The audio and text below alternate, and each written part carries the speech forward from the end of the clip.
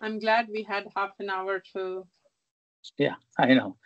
Good morning and welcome to Pediatric Grand Rounds. The CME code is in the chat box and we'll keep repeating it. It's my great honor and pleasure to introduce this morning's Grand Round speaker, Dr. Punam Malik, who is the Marjorie Johnson Chair of Cell and Gene Therapy and Professor of Pediatrics at Cincinnati Children's Hospital, University of Cincinnati.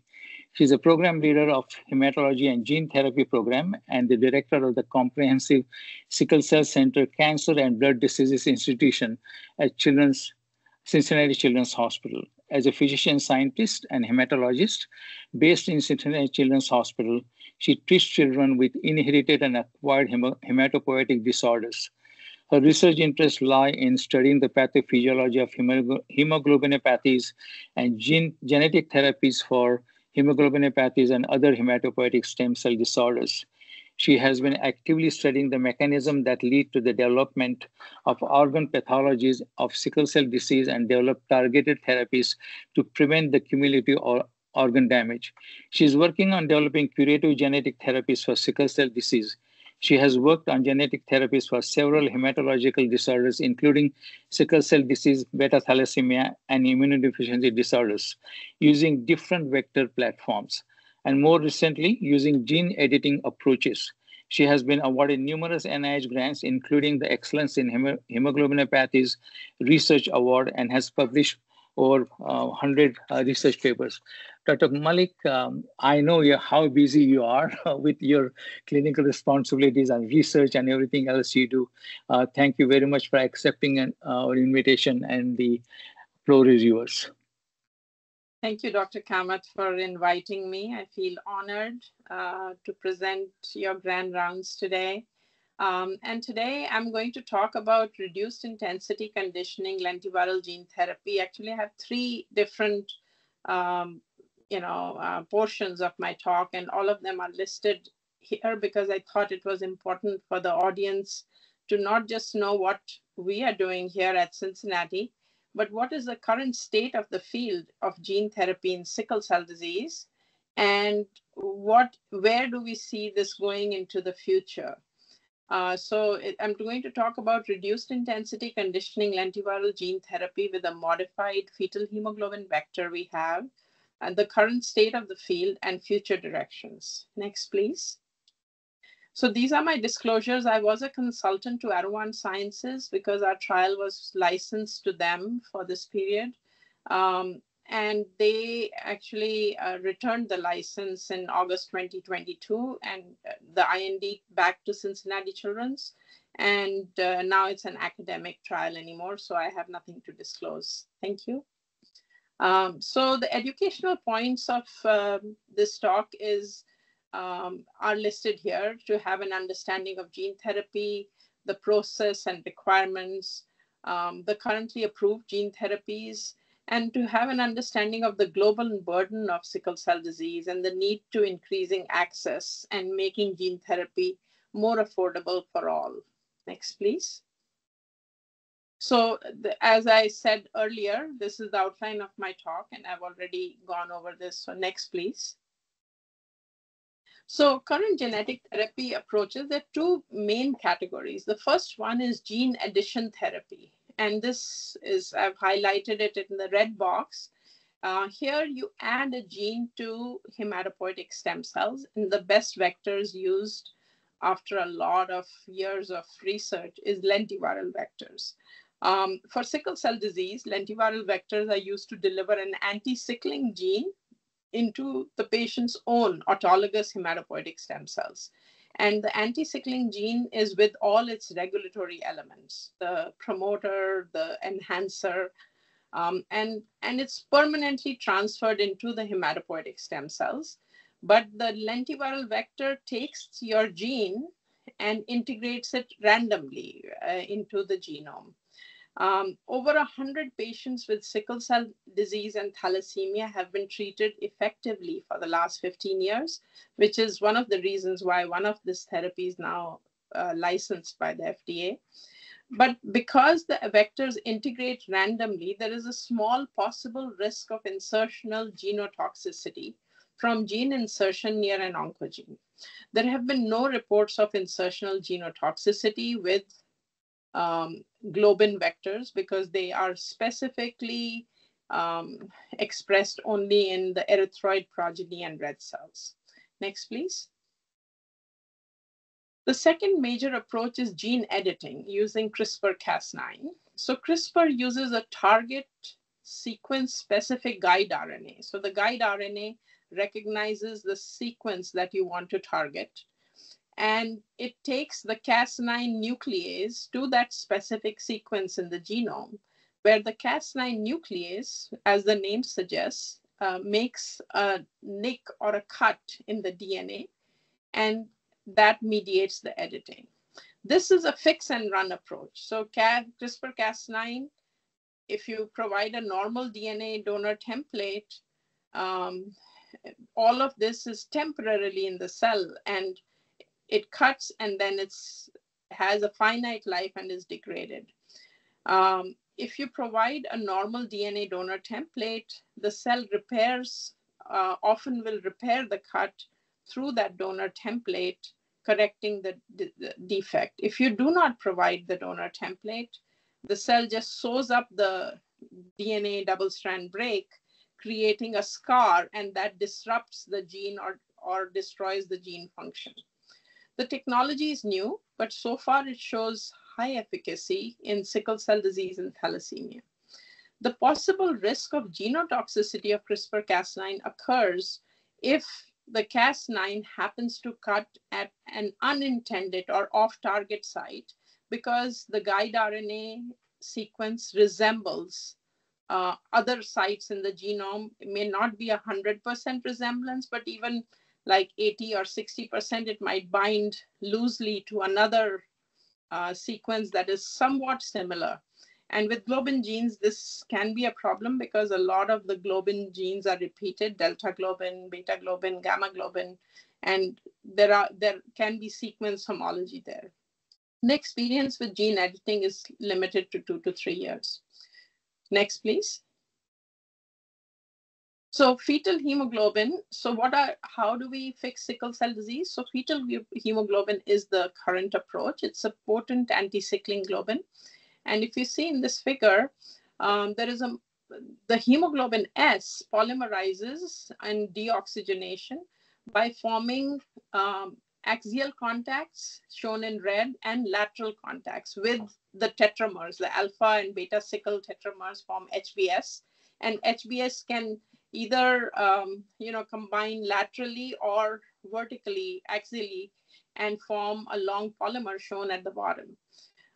Fetal hemoglobin has an amino acid at position 87 and 22, which disrupts the lateral and the axial contacts of the polymer, and therefore it doesn't allow the polymer to grow. Hemoglobin F has another good property, which is it has a high affinity for oxygen than HbA and HbS, and therefore it holds on to oxygen much longer, and hemoglobin S in the cell therefore doesn't polymerize. Next, please. So beyond the wild type hemoglobin F, we made a hemoglobin F with a G16D mutation. So at the 16th amino acid, we replace the glycine with aspartic acid. And this adds a negative charge, increasing the competitive advantage of this mutant gamma globin to bind the positively charged alpha globin. And therefore, hemoglobin F G16D is formed preferentially if the cell contains hemoglobin beta sickle and gamma G16D compared to gamma and beta sickle. So basically, if you want to think about it, beta sickle and gamma globin are both running towards alpha globin to form the tetramer. The gamma G16D mutation runs the fastest and therefore preferentially forms that tetramer. Secondly, we have found that it is actually a more potent anti-sickling globin. We didn't make this mutation to make it more potent anti-sickling. We made it to have a Morning. competitive advantage, but it forms, it serendipitously happened to be much more potent. And we have designed a lentiviral vector. It's called GBGM. When it was with Arrowant Sciences, they had named it Arrow 1801, but we have reverted the name back to GBGM. Next, please. So for every gene therapy, one of the things that's necessary is conditioning prior to genetically modified hematopoietic stem and progenitor cell transplant. This is just like an autologous transplant. So you do need to make space for the incoming or infused stem cells.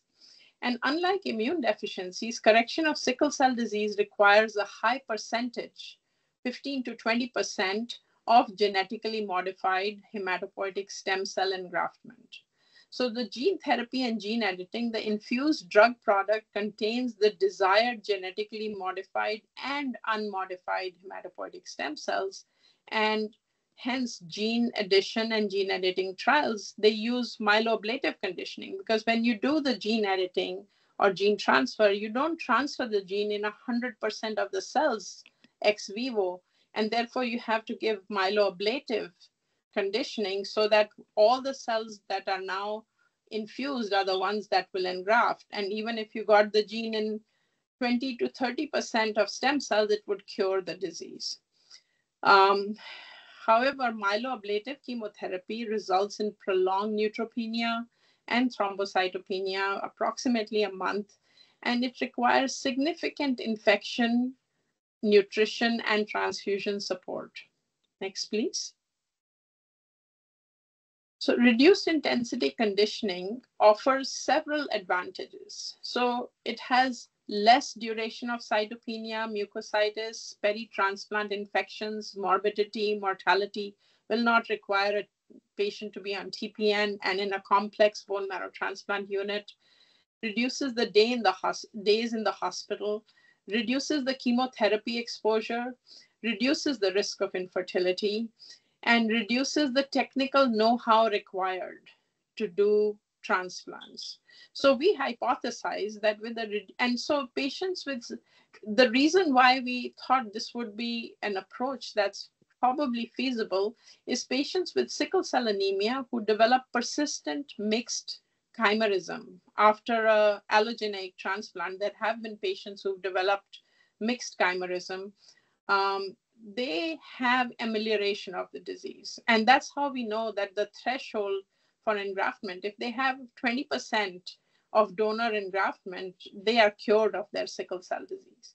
So we hypothesized that with a reduced intensity conditioning, a high hematopoietic stem cell dose, and a potent vector that provides a strong selective advantage to the gene-modified RBC, this may suffice, and we may not have to give myeloablative conditioning. Next, please. So we have designed a trial that's ongoing. As I mentioned before, it was licensed and now it's back with Cincinnati Children's. And here I've listed the key inclusion and exclusion criteria. They are very similar to the criteria we use for transplants. And on the right-hand side are listed the steps that are required to do a gene therapy transplant. So we enroll the patient, and the patient gets 2 months of transfusions or erythrocytophoresis to reduce their hemoglobin S to less than 30%. Once they have this, they undergo peripheral stem cell collection using plerixafor, or it used to be called AMD 3100. Now it's called plerixafor. And then CD34 positive cells are isolated from the collected pherese cells. CD34 cells contain the stem cells, but they are stem and progenitor cells. And our goal is listed here. And after the cells are collected, the patient gets a single dose of reduced intensity melphalan, followed by, here it says Arrow 1801, but now we call it GBGM manufacturing, which is transferring the gene into the stem cells. And then we infuse the GBGM transduced hematopoietic stem cell product. Next, please. So for this trial, we have treated 7 patients thus far, and I can only provide you a summary because we are actually sending this paper out in the next month. And so it's unpublished data. So I can just summarize that we had minimal toxicity of the reduced intensity conditioning. Patients were cytopenic for about a week, and they tolerated the reduced intensity conditioning really well. The mucositis was grade 2 at most. There was good engraftment of gene-modified cells, and patients have had between 80 to greater than 90% improvement in their symptoms. The trial is ongoing, and we intend to enroll 10 patients before we move to a modification that I'll talk about. Next, please. So what are the unique attributes of the GBGM vector that have enabled efficacy? Because every trial in gene therapy or gene editing for sickle cell disease is using myeloablative conditioning. And we are the only people who have used reduced intensity. So we wanted to know, why are we successful with reduced intensity conditioning? Next, please. So we find, so here is the preclinical data that tells us why, that actually gave us the encouragement to move ahead with reduced intensity conditioning and get FDA approval to give reduced intensity conditioning.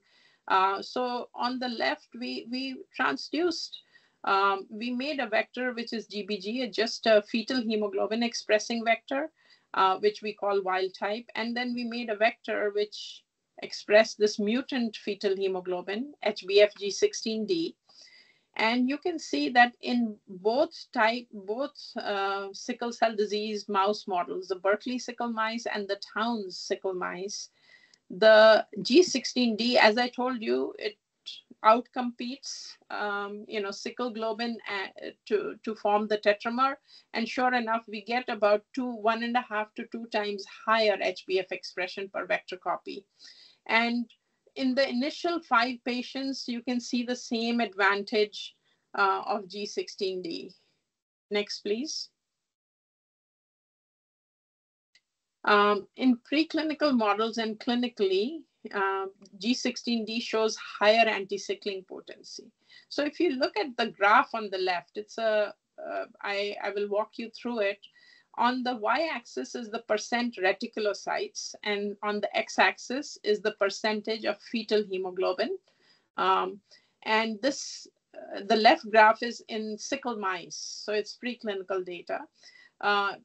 Untransduced, normally sickle mice have 50% reticulocytes. They have a very short RBC half-life, and you can see that black dot on the y-axis, which is untreated mice, have 50% reticulocytosis. When we put the HbF containing vector, the gray symbols show what is the level. There is a decrease in reticulocytosis with HbF concentrations that are 30% or higher. So if you see the dots, the symbols in the blue rectangle, you can see that for the same amount of HbF, around 30% HbF, the HbF G16D leads to a much lower reticulocyte count, almost normal compared to the HbF containing vector. If you look at the yellow rectangle, for the same reduction in reticulocytes of between 15 to 25%, you need a much lower HbF G16D to get that much reticulocyte reduction than you need for the HbF vector, showing that it's not just making more fetal hemoglobin. For the same amount of fetal hemoglobin, we see a much better erythroid turnover, or much more improved red blood cell survival, which is reticulocyte count is a surrogate for that. We see a similar thing in one of our patients that I'm showing you the data on. This patient had 16% HbF when we screened this patient, was on hydroxyurea 12 months prior to consent, and had was having 8 VOEs, vaso-occlusive events, in a year prior to consent. After we did the gene transfer, the patient has about 15% HbF G16D, and the HbF has gone down to 3%. And with a very similar, the patient has had no vaso-occlusive events in a year post-treatment. So very similar levels of HbF G16D are much more potent at reducing crisis. Next, please. So the unique attributes, as I said, that we get more hemoglobin F per vector copy, as I have shown you in the mice, it's 1.5 to 2 times more, a higher potency of anti-sickling properties. And we have some, we have worked very hard to design a methodology to preserve hematopoietic stem cell stemness during the gene transfer procedure. A lot of the stem cells are lost and become progenitors when they are manipulated ex vivo. And we have worked for years to prevent that from happening. Next, please. So the conclusion so far of our trial is that we have achieved high levels of anti-sickling hemoglobin at a relatively modest vector copy number, supporting the robust anti-sickling potency of this modified fetal hemoglobin. We want to improve the engraftment or the vector copy number to result even in higher anti-sickling globin. Our goal is above 30%. And that should cure sickle cell disease. And this may be a promising alternative to therapies requiring myeloablative conditioning, because you can get, we now have our first patient is actually 7 years out and has a constant stable level of fetal of engraftment with a single dose of melphalan, very short duration of thrombocytopenia and neutropenia, and a very encouraging safety profile with no late treatment related adverse events, no hematological malignancy. Next, please. So now I'm going to switch from what we have done to the currently 2 approved gene therapies for sickle cell disease and the implications for the real world of patients. Next, please. So FDA approved 2 gene therapy products on December 8, 2023. A lentivirus-based gene addition therapy, just like the one I just described to you by Bluebird Bio. It's called Lyfgenia. And a CRISPR-based gene editing therapy by Vertex Pharmaceuticals, which is called Casgevy. Next, please. The outline, so I'm going to talk about the pros and cons of lentiviral gene therapy with Lyfgenia versus Casgevy, the scientific premise behind the genetic therapies for sickle cell disease, the basis for FDA approval, the safety, and who can deliver and get these genetic therapies, and what are the costs. Next, please. So in red is the lentiviral vector, and in black and white, I will show you the CRISPR. So Lyfgenia is gene addition, or lovo-cel is gene addition, and it's a modified beta globin. If you recall, I told you that fetal hemoglobin prevents sickling by preventing the lateral and the axial contacts. So this modification prevents one of those contacts by modifying the 87th amino acid from threonine to glutamine. And this has a very similar oxygen affinity to HbA, and it's an anti-sickling globin. Next, please. So Exacel or Casgevy is gene editing. So what here they do is BCL11A is a repressor of fetal hemoglobin. And here they use the Cas9 nuclease to cut the BCL11A enhancer. So there is less BCL11A produced. And so the fetal hemoglobin gene doesn't switch off, which it does postnatally. So basically, it's reactivating fetal hemoglobin by removing the repressor of fetal hemoglobin. Next, please. So how are these genetic therapies delivered? So hematopoietic stem cells are collected by mobilizing them via apheresis by plerixafor. And when sufficient stem cells are collected, they're genetically modified, either with a lentiviral vector or with CRISPR-Cas9. Patients receive high-dose myeloablative chemotherapy conditioning with busulfan to destroy their remaining hematopoietic stem cells, and they are infused intravenously with the genetically corrected cells after the chemotherapy is washed off. Next, please. So the basis for FDA approval for Lyfgenia or lovo-cel is this HGB-206 trial. They treated 47 patients, 12 to 38 years old. Most of them have sickle cell HBSS or sickle beta 0 thalassemia, and they had 4 or more VOEs in the last 2 years.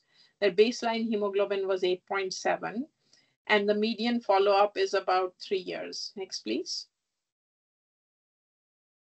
The treatment mobilization cycles, they required 1 to 4 cycles. They gave about 6 million CD34 cells per kilogram body weight. You go back, please. Next, please.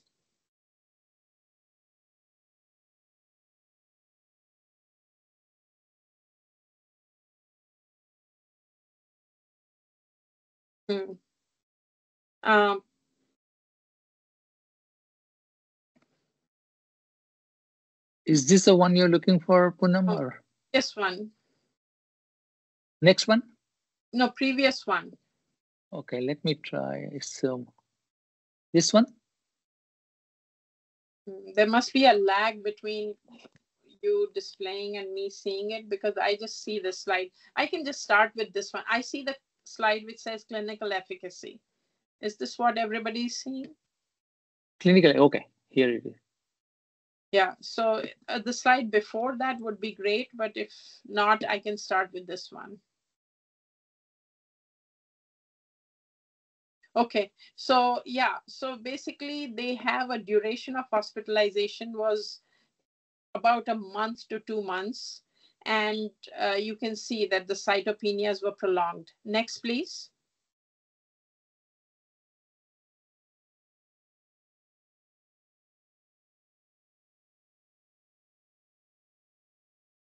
I think it is stuck.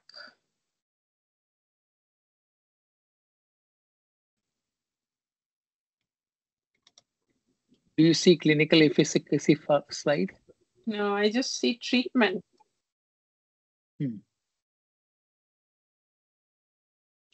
Is that what everybody else is seeing, the clinical efficacy? Delia, what do you see? Treatment. Yes. 22, slide 22, treatment. Oh, you don't see, okay. I moved to clinical efficacy. Do you see that? Move it. I just saw that I can move it. So I'm going to move it here. Okay. So clinical efficacy, you can see that on the left-hand side, all the red dots are the sickle cell related events. And on the right side, the number of events, the little red symbols, you can see that they are remarkably reduced. So the complete resolution Our slides did not advance. Your slide did not advance? No. Do you see clinical efficacy? Can you see, did it advance now? No, it just says treatment.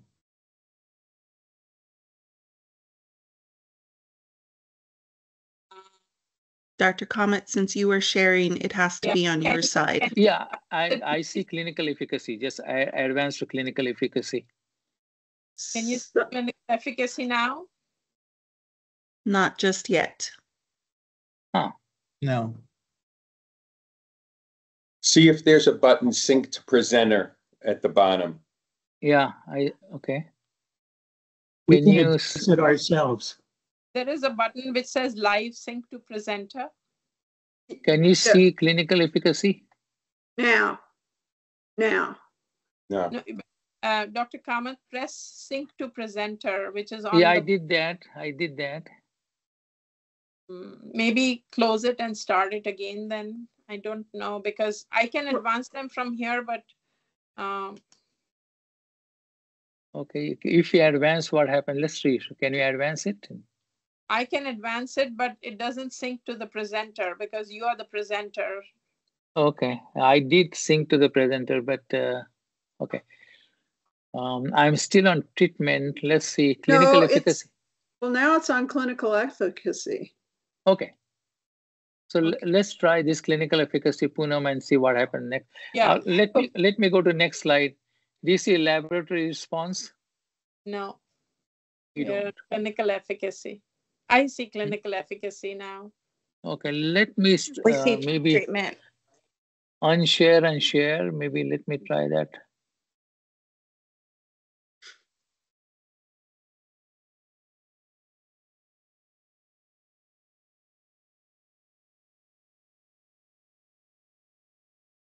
Okay. We still see the clinical efficacy slide. Okay, maybe I have to log off and log on. Okay. Let me try that. For some reason, I can advance it on my own computer. Better. Some patients have had no vaso-occlusive events. Others have had a few. And the window that's highlighted, the complete resolution assessment period, is what they had reported to the FDA. And there is 88% complete resolution and 85% in the overall. It's on the right-hand side. The younger patients achieve complete resolution. But overall, there is a remarkable improvement in the number of vaso-occlusive events. They're not all gone. That's why we don't call them a curative therapy, but transformative therapy, because it really is a very significant amelioration of their disease. Next, please. So this is the laboratory response. So the bars show the type of hemoglobin, and the blue is showing the hemoglobin T87Q, the mutant beta globin that has one of the mutations that fetal globin has. And the orange bars are sickle hemoglobin. So they have an improvement in overall hemoglobin because they have about 4 to 5 grams of the hemoglobin is being contributed by the anti-sickling globin, 40% or more. Next, please.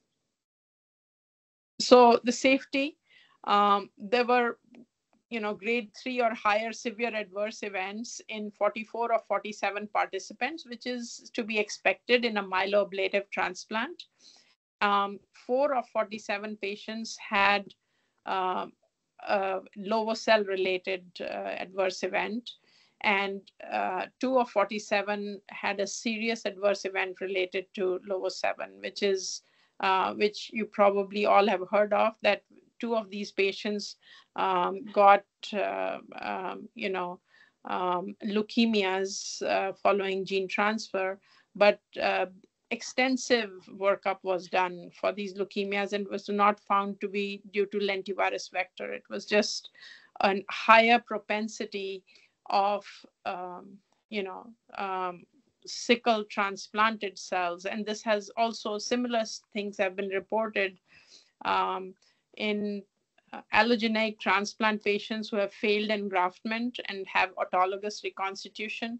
They think it may be the myeloablative conditioning. It may be increased pressure on the autologous stem cells to expand and repopulate the entire hematopoietic system.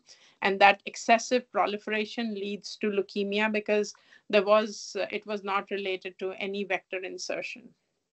Next, please.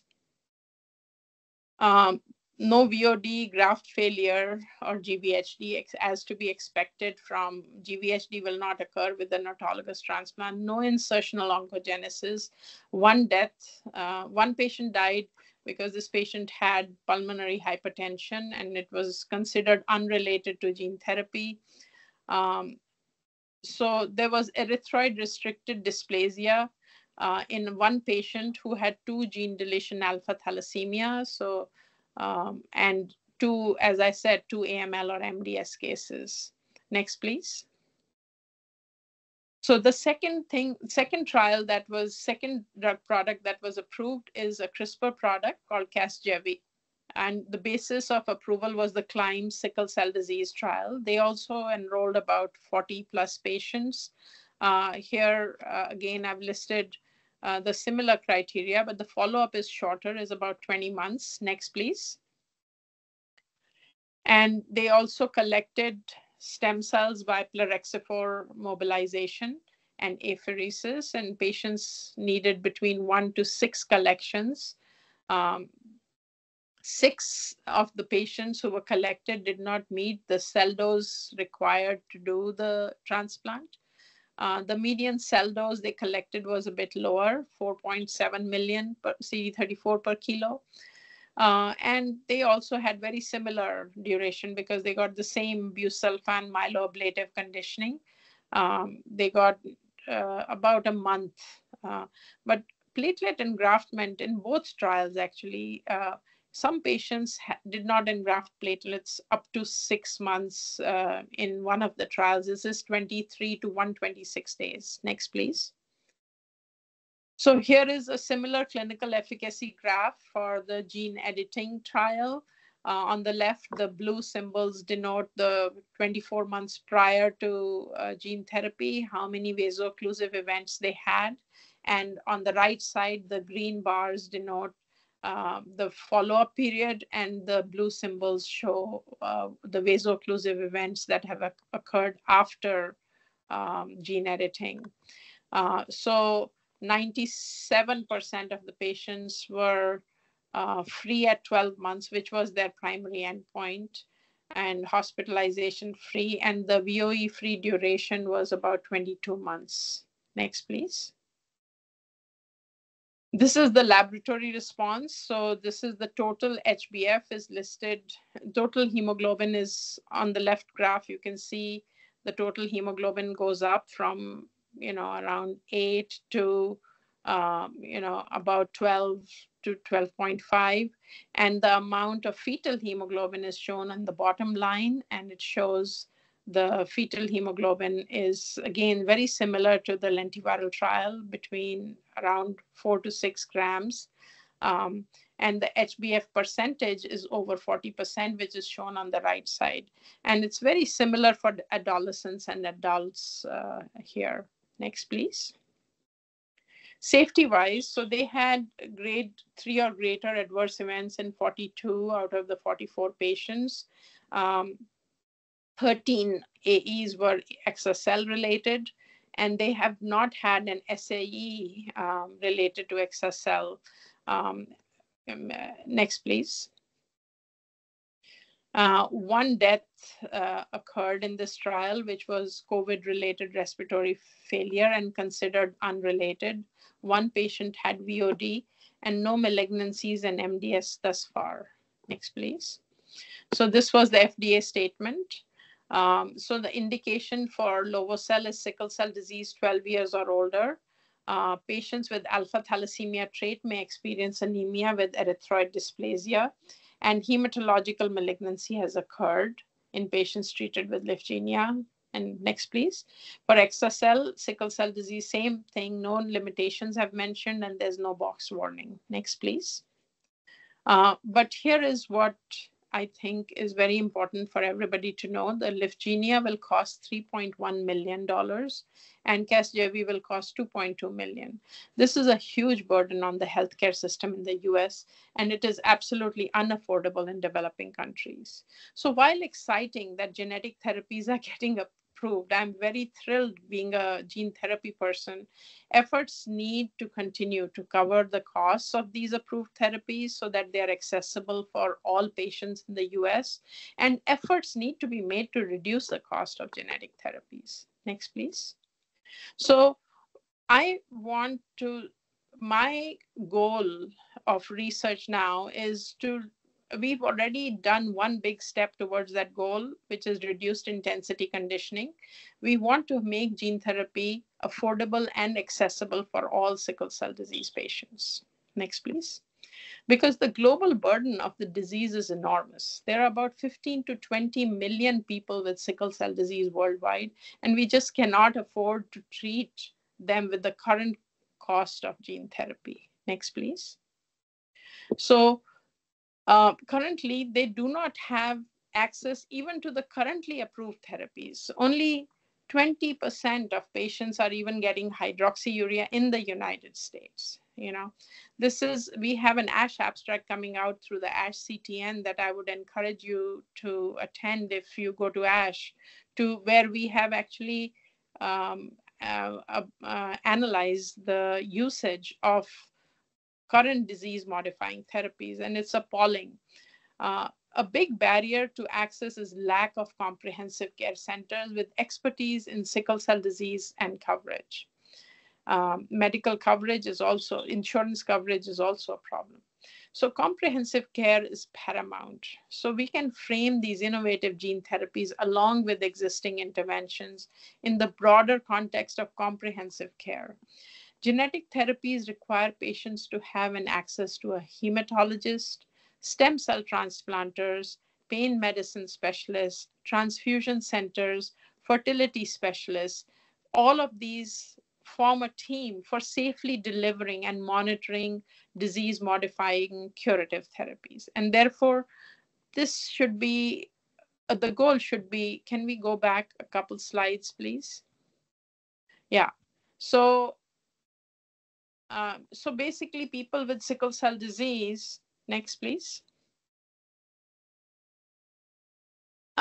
should be able to have all disease modifying therapy options, and they should be able to decide what is most appropriate with their physician.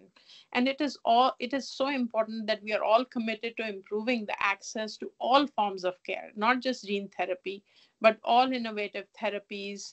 And we have transfusions, pain treatment, fertility treatments, all available to our patients. And new potentially curative therapies are a tremendous step forward, but treatment must be accessible.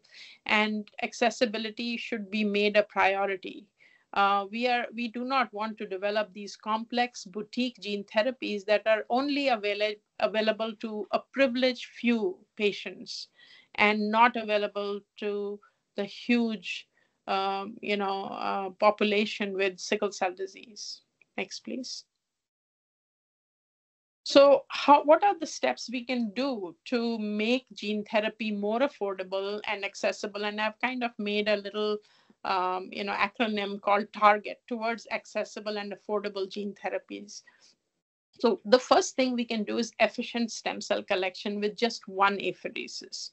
So plerixafor, just one dose of plerixafor is about $10,000.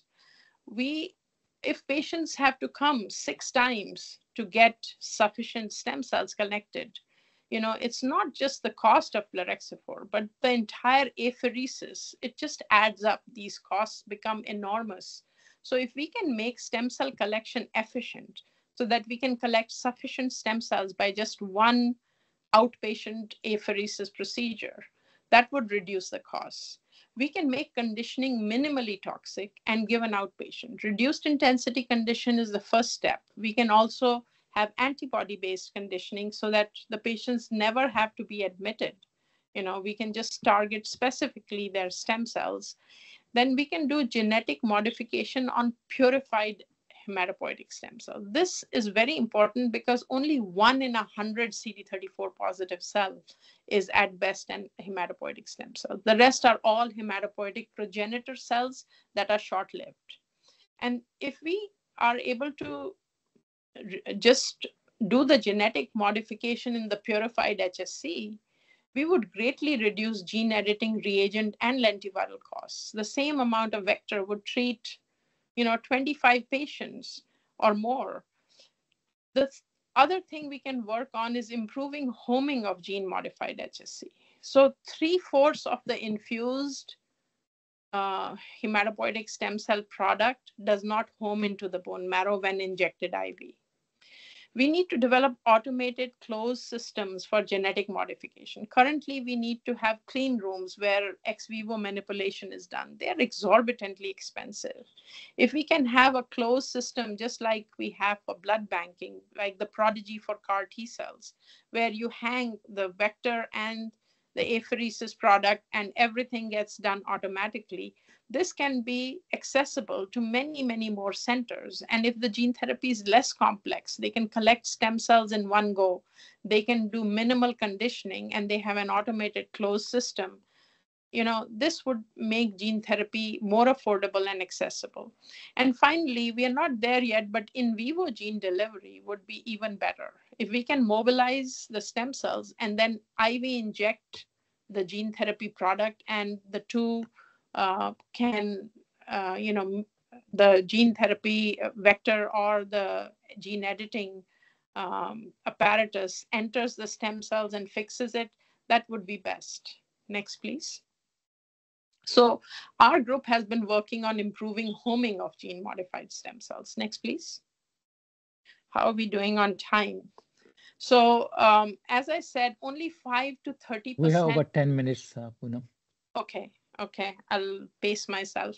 So only 5 to 30% of HSC home into the bone marrow when we inject them IV. The remainder are lost in the sinusoids of the spleen and the liver, and they never make it to the bone marrow. And homing losses are further compounded in gene therapy because the CD34 positive HSPC, we are enriching them. So once we get the apheresis product, we go through immunomagnetic separation of HSPC.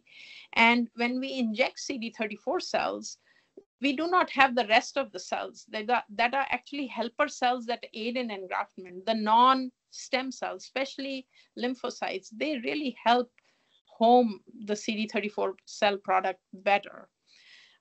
Then direct transplant on bone marrow. So can we just inject the CD34 cells into the bone marrow cavity? This has been tested to reduce homing losses, especially when the HSC dose is limited, as in cord blood transplants. But it hasn't panned out. Next, please. So some studies have shown that intra-bone marrow delivery may reduce the duration of cytopenia. Other studies in rodent models show poor retention because you have to make sure that when you inject into the bone marrow, it stays in the bone marrow. And, people have been injecting a larger volume that just leaves the mouse bone marrow because the mouse bone marrow cavity's volume is only 10 microliters. And if you're injecting like 50 microliters, it's not going to be intra-bone marrow anymore. Then large animal models, they have done labeled cell injection, and they find that there is leakage locally due to increased bone marrow pressure with rapid delivery, which calls the reliability of the method into question. So overall, the results have been inconclusive, and they haven't been promising enough to warrant standardized clinical usage of intra-bone marrow transplant. Next, please. So we hypothesize that homing losses of gene-modified HSC can be reduced by a mechanistic understanding of homing of adult HSPC following either intravenous or intra-bone marrow transplant. Next, please. So the first thing we did was we ensured that our technique was working. We were actually doing intra-bone marrow or IV injections. So we took CD34 positive cells, human cells, and transduced them with the luciferase vector so that we can have these cells glow in an imaging system. And if you see on the left side, there are mice that got tail vein injections, and you can see that the luciferase signal is present on both sides of the mice, both femurs, and it's also going into the sternum. But when we do on the right side, when we are injecting intrafemorally on one side, it is largely restricted to that femur. And then if we see 3 months later, these are immune deficient mice, so we can inject them with human cells. And 3 months later, the cells have migrated to the entire bone marrow cavity. So you can see in both cases. Next, please. So now that we had the technique, we knew that we are injecting the right amount in the right space. We took CD34 positive cells and labeled them with a green fluorescent protein lentivirus vector. So they would just glow green. And we gave the same amount of cells in limiting dilutions. So from lower to a higher dose, either intravenously or intra-bone marrow into immune deficient mice, and analyze these mice either at 3 months, which would represent a progenitor graft. That means these are short-term repopulating cells. And we then analyze these mice 6 months later, which would represent output from a hematopoietic stem cell. We also, to be absolutely sure that the 24 weeks or 6 month readout was from a stem cell, we did a secondary transplant. That's the gold standard. And we transplanted bone marrow from the 6-month mouse into another lethally irradiated mouse and analyzed that mouse 3 months later. And that is definitely from a stem cell. Next, please. So here I'm showing you on everything that's in black and gray is cells that did not glow green. That means they were genetically unmodified in the graft. And on the right side is cells that were gene marked. And so when we analyze these mice 3 months post primary transplant, which is 1T, the total human cell, oh, sorry, I misspoke. The left side is all total human cell engraftment. And we do this by flow cytometry for human CD45, which is present on all leukocytes. And on the x-axis, I write the dose of CD34 cells given. So, the dose is 1 million, 500,000, and 250,000 cells were given. And you can see that if we give IV, the engraftment is lower, the median engraftment. But if we give intra-bone marrow, we see a higher engraftment, statistically higher engraftment of total cells. And we see the exact same pattern for gene modified. The GFP positive cells were also exactly the same. The intra-bone marrow was significantly superior to intravenous if injected right. When we look at these mice 6 months later, the difference is very mild and it's not significant, statistically significant. To be sure, we did a secondary transplant of these mice into a second set of mice, and the difference was completely abolished. That means it didn't really matter whether we gave them IV or intra-bone marrow. The long-term stem cells were engrafting similarly. But at 12 weeks, we see a significant difference, suggesting that the progenitors engraft preferentially when we give intra-bone marrow, not the stem cells. Next, please. One slide back, yeah. So this intrinsic so we decided we look at homing receptors. Why are progenitors homing preferentially when we give intra-bone marrow? So there are two major homing receptors, CXCR4 and VLA4. In fact, plerixafor blocks CXCR4, and therefore stem cells get released into the peripheral blood. And so we wanted to see which of these two receptors is important for the short-term homing when we give intra-bone marrow. Next, please. So here, instead of GFP, we took a blue fluorescent protein lentiviral vector. And we took the progenitors. These are CD34 positive, CD38 positive cells. So after we had put the gene in, we actually FACS sorted only the progenitors.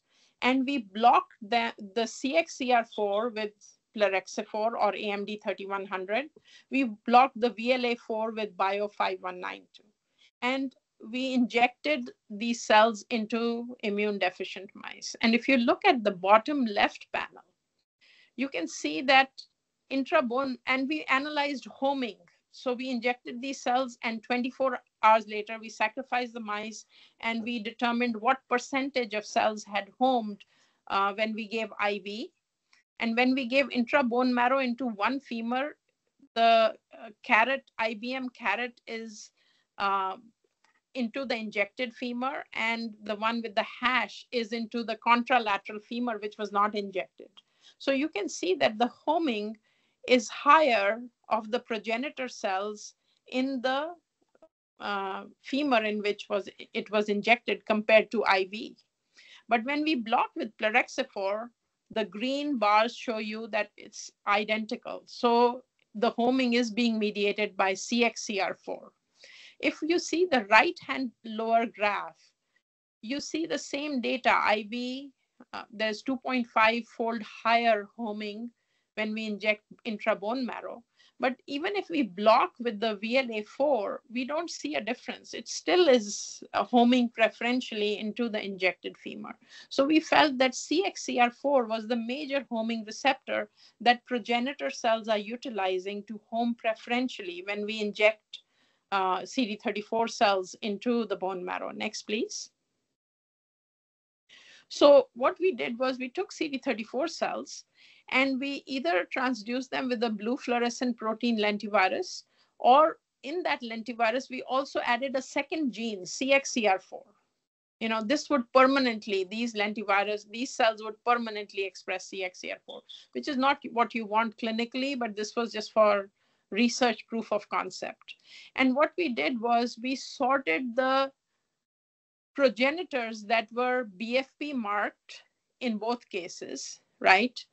And we mixed them back. Sorry, we sorted the stem cells. So CD34 positive, 38 negative is highly enriched in stem cells. Only 5%, 1 in 5 in this cells is usually 1 in 5 to 1 in 10 is a stem cell instead of 1 in 100. So we sorted the stem cells that were BFP positive. And in this case, they were BFP and CXCR4 positive. And we mixed them with untransduced progenitors, in the same ratio, injected them into mice. And you can see that this is BFP. The CXCR4 expression was higher in the progenitors. This is gray is progenitors, blue is stem cell. At baseline, CXCR4 is always higher in the progenitors. That's why they kick out the stem cells and they preferentially home when we inject them in the bone marrow. When we put this combination where we have expressed CXCR4 in the stem cell, now the stem cells express the same level of the homing receptor as the progenitors. Next, please. And when we then did the homing experiment, you can see that the intra-bone marrow injection, here is, it's always higher homing into the bone marrow, into the femur where you inject.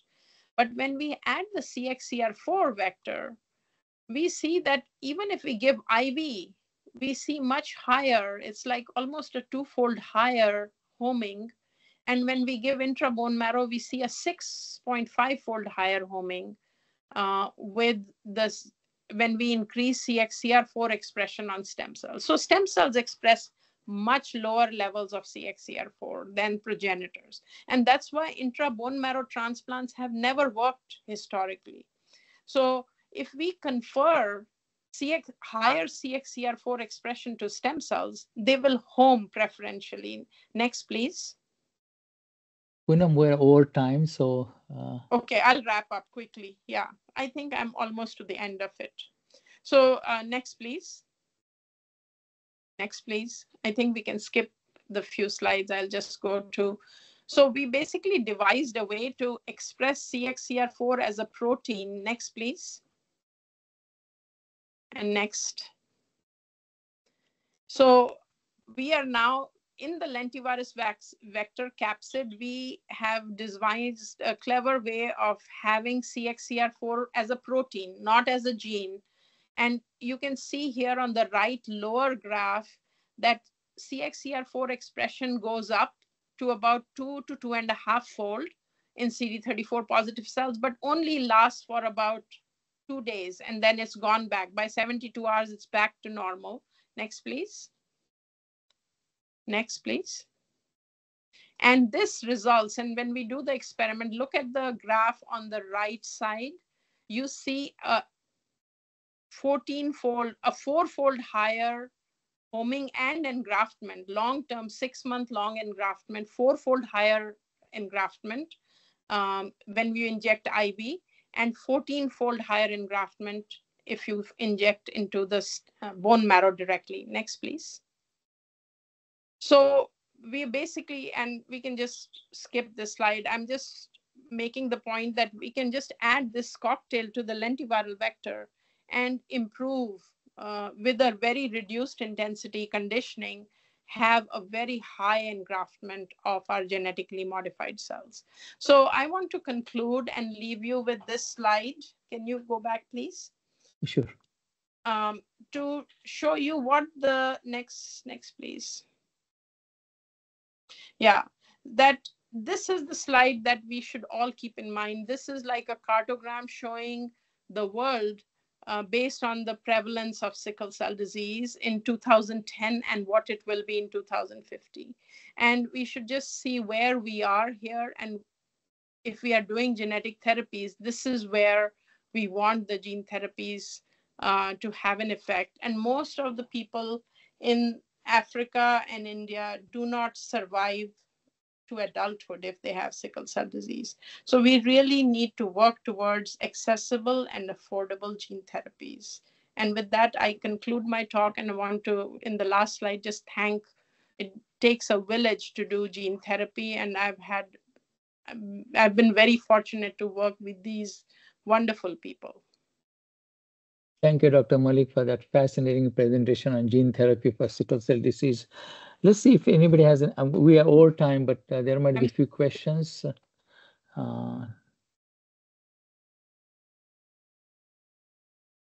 Any questions? I think we've run over time, so people must have left by now. Yeah, many of us have to run to the clinic. Yeah, sorry. So if you have questions, you can always send to Dr. Kamath and he can email me. I will respond back. Okay, thank you very much, Dr. Malik. Appreciate it. Thank you. I'm going to conclude this morning's grand round. Thank you all, and sorry for the technical difficulties beyond our control, but we made it happen. We had a wonderful grand round. Wish you all a very happy Friday and happy weekend. We'll see you next Friday again. Thank you, and thank you, Dr. Malik, again. Thank you. Thank you. Thank you.